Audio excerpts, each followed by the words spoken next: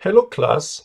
In this short video, I want to walk with you on how to pick um, topic for your research report and how to have a question on that topic and how to define hypotheses and variables. Um, okay. So my goal, after you had watched on this video and going through this presentation, is that you have a clear sense on why sociology or why social research is needed, and what will be topics for social research, that you learn how to use the research model on, for your research report, and specifically that you could define your topic, your question, and your hypothesis. Okay, so let's have a little review of some of the topics we already have worked on. So keep in mind that you are picking sociological topic. That means that it's something that has to relate to sociology. And we have learned that sociology, there are several definitions of sociology. One definition is sociology is anything about society or the study of societies. Also, sociology could be about the study of human interactions and behaviors.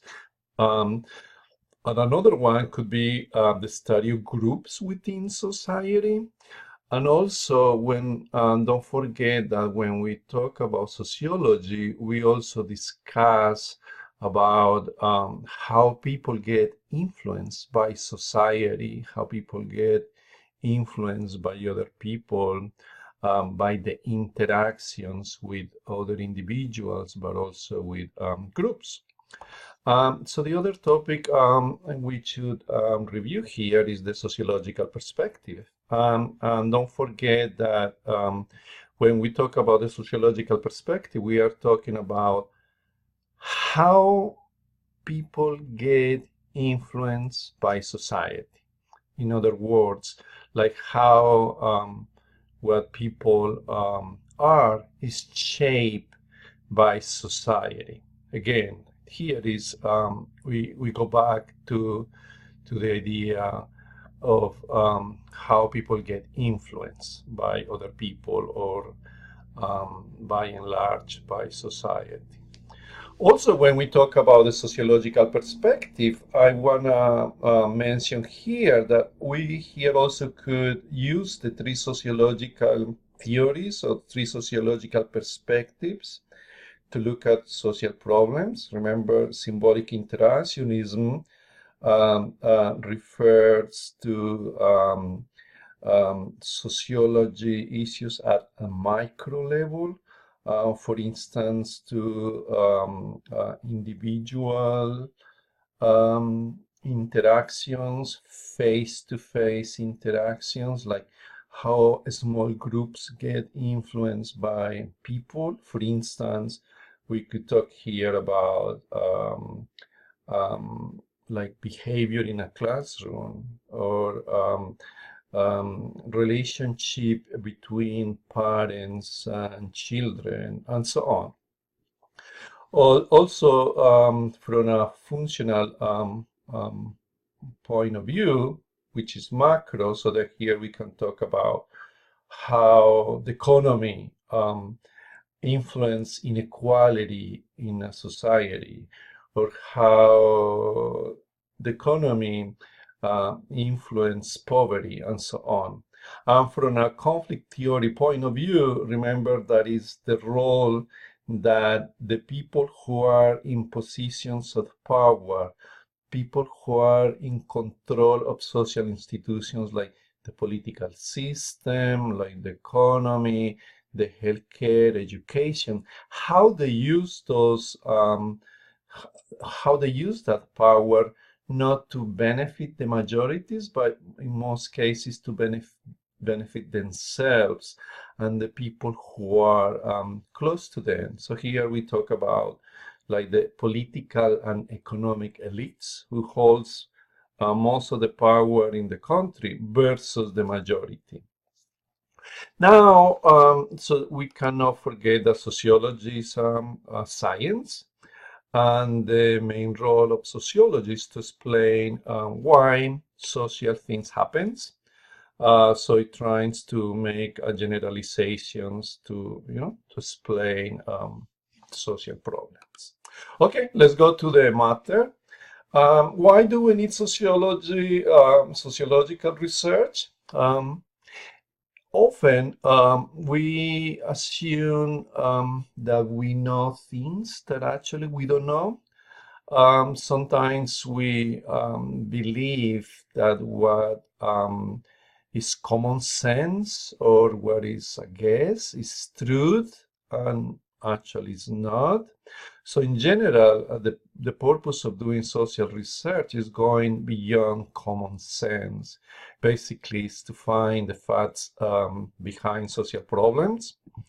So now I want you to go, I'm going to go back here, to go to the textbook, and on chapter 1 under doing social research, there are several examples of things that we tend to see like one way because of the way they have portrayed in media, but like in reality, social research shows that actually what we think is common sense or is truth is actually not. Like research shows that what in some of those cases, what is considered like truth because it sounds normal or common sense to us, actually is not. So go there and you will see the answers to those questions like 2 pages ahead. So now let's start thinking on your topic. What is a valid topic for sociological research? And so we already talked about micro and macro sociology.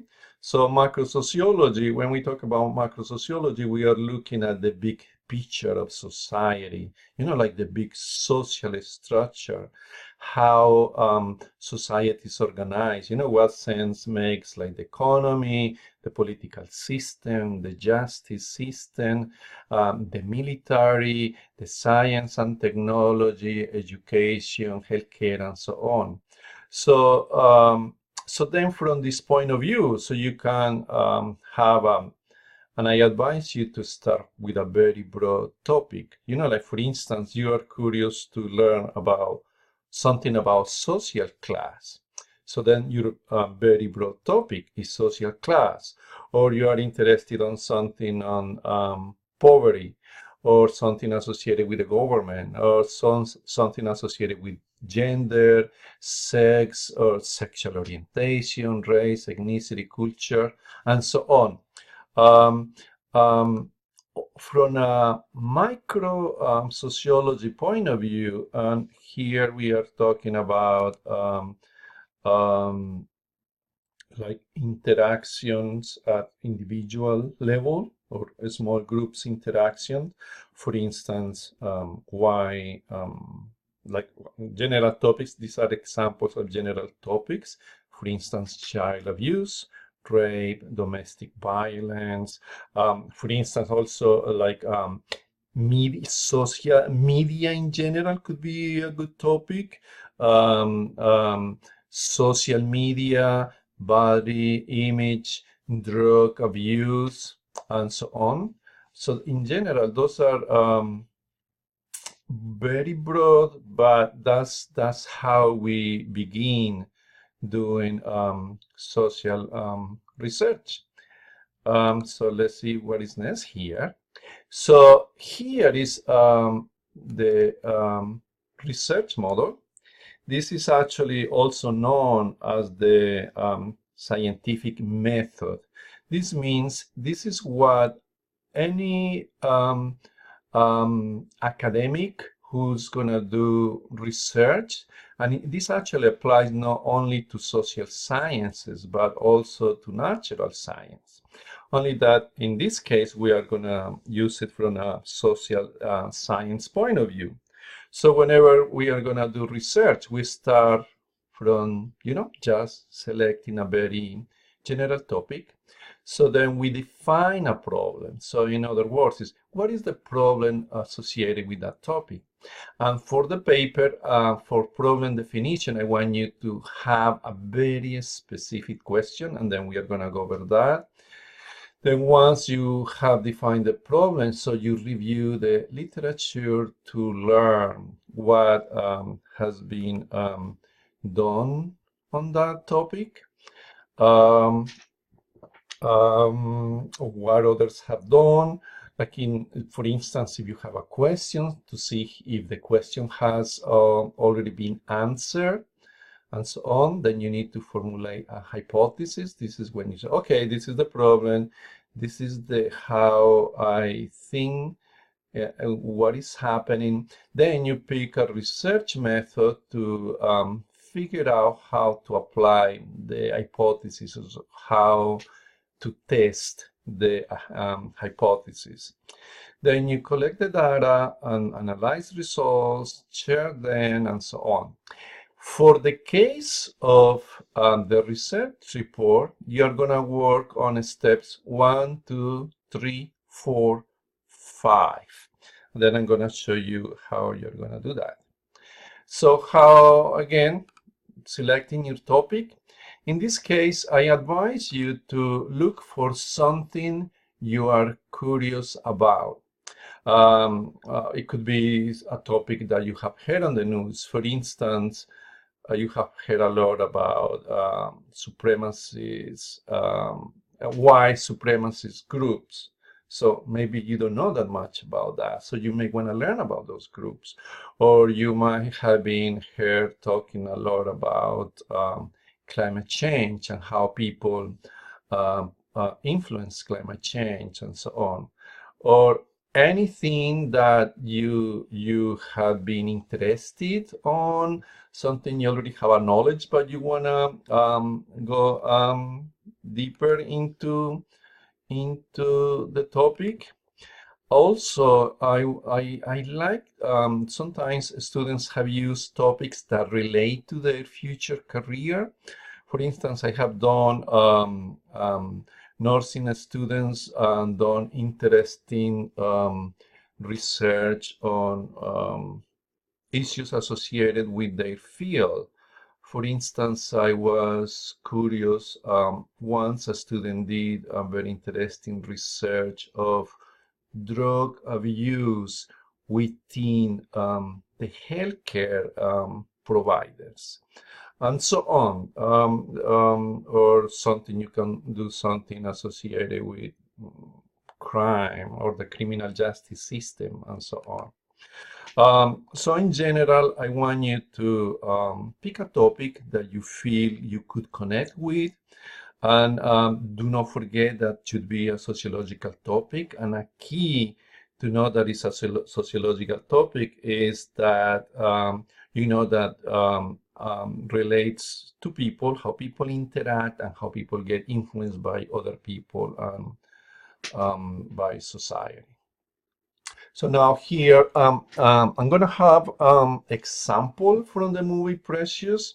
Your topic for your paper doesn't have to be related to the movie.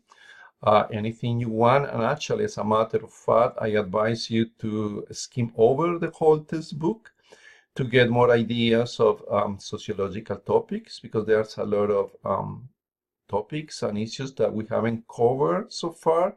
So then if you skim over, you got have a whole sense of more issues or topics. For instance, I'm gonna have as a broad topic, emotional child abuse as an example. So this could be a very good topic for anyone.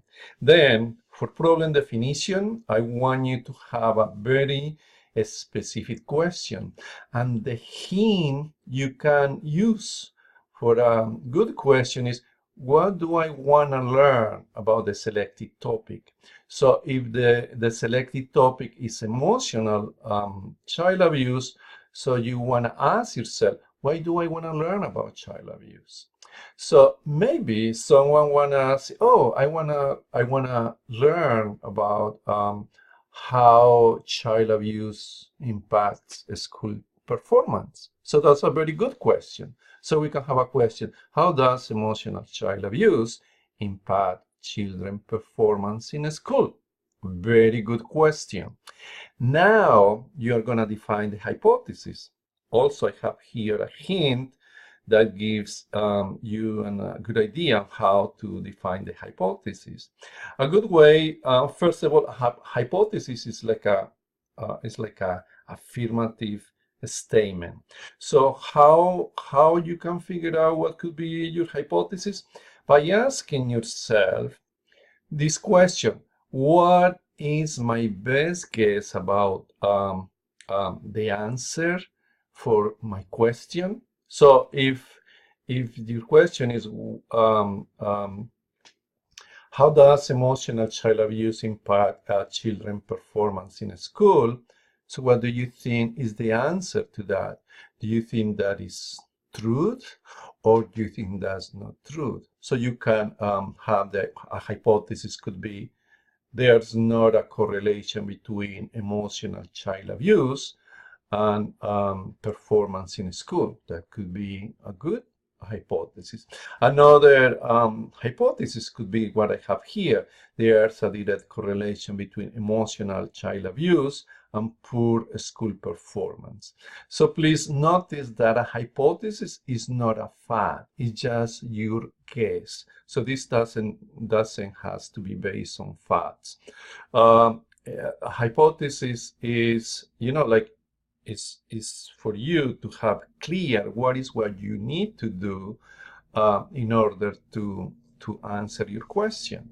So if this is your hypothesis, notice that here, so we have an alignment. So the topic is emotional child abuse. So you still have here emotional child abuse. Your question is asking about emotional child abuse. So this is telling you that emotional child abuse is the main variable. And because the variables have to come directly from the hypothesis. So the other variable here is school performance, because that's what you wanna learn. So you wanna find whether or not there's a correlation between emotional child abuse and school performance. So don't forget here about the alignment among the topic, the question, the hypothesis, and the variables. Now, if you were gonna test your hypothesis, if you're gonna prove whether or not your hypothesis is true, then you need what kind of research method would you use. So I wanna clarify here that for your paper, you only have to state a research method and indicate the reason why you think that will be a good method. You don't have to do actually the research. You don't have to interview anyone. You don't have to go to anywhere.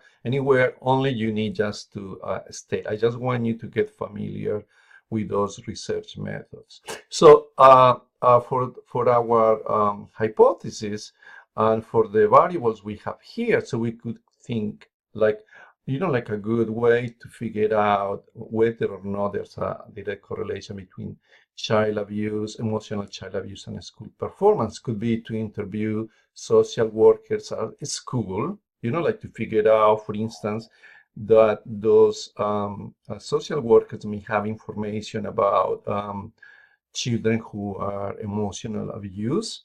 Then you can open, then you can, for instance, identify those students and find a way to correlate that with their scores or grades to find the correlation.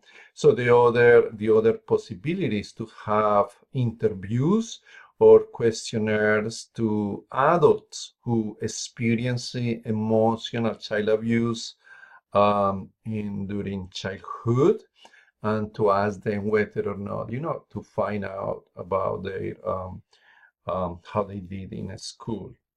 Um, and so this is what I want to cover with you today. So now I want you to do a similar exercise. You can follow this, or you just can follow the presentation if you don't want to hear me. But I will advise you to use the textbook, to follow the textbook while you are working on this exercise, because there you find also examples and explanations on how each of these steps mean. Okay, good luck with your paper.